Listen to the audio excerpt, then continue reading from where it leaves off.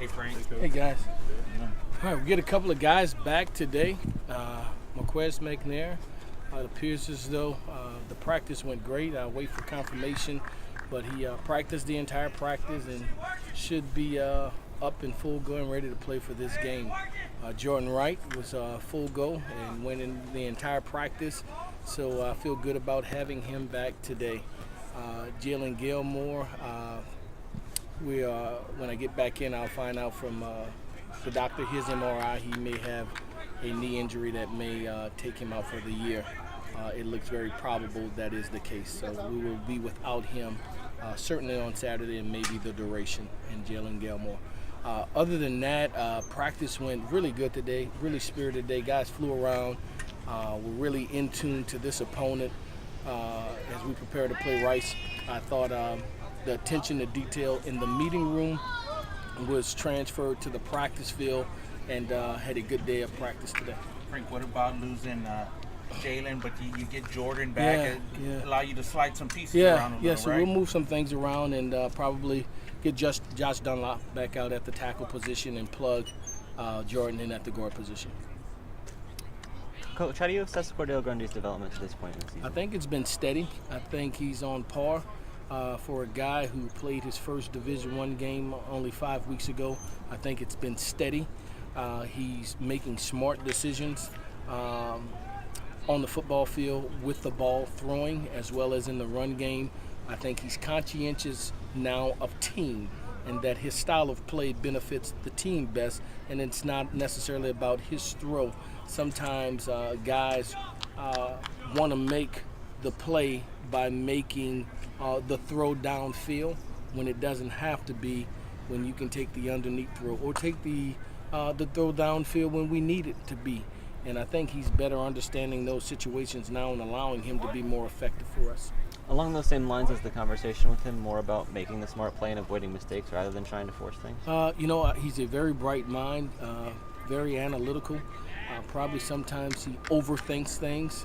I think more than anything, the game has slowed down for him, and he understands what defenses are trying to do with their rotation, with their coverages, not just schematically the play design or pass concept that we're doing, but also how they're trying to defend it. Greg Campbell's been one of his top targets this year. Yeah. What's been key to his development compared to last season? I think just their chemistry. I think it started in the spring, continued in the summer and fall camp. They've worked together over and over diligently to improve their anticipation of one another, and I think you're seeing it now throughout the duration of the season. When you've had a couple go your way on the right side, any sense that your guys really want to get out to Rice and say, let's take this thing even a step further and show that what we've done is... Certainly. You to be able to get consecutive wins in conference play against a conference opponent will be big for us. To establish consistency, still trying to find that elusive, perfect game, if there's such a thing, of one that we can play consistently. Right now, style of ball has allowed us to win a couple of games, but we want more. We want to improve ourselves. We want the destiny of the game to be clearly in the balance, in our balance, by the fourth quarter, if possible, by the way that we play, and that we're not holding on for dear life.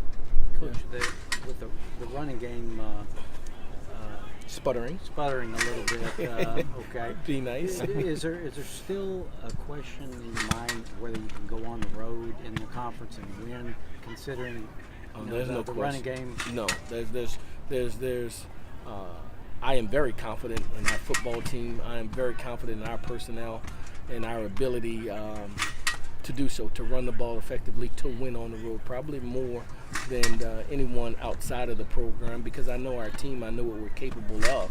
And so that belief has been developed through countless hours of work over and over and over, and understanding our young men and the work that they put in to position themselves to be dominant.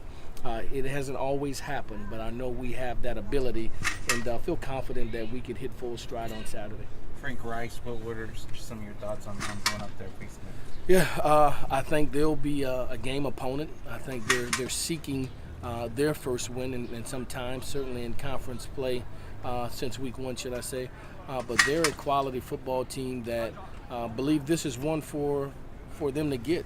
You know, we say otherwise. We like to continue our win streak and do the things that we're capable of doing. And you know, it's not even necessarily about Rice. It's about us.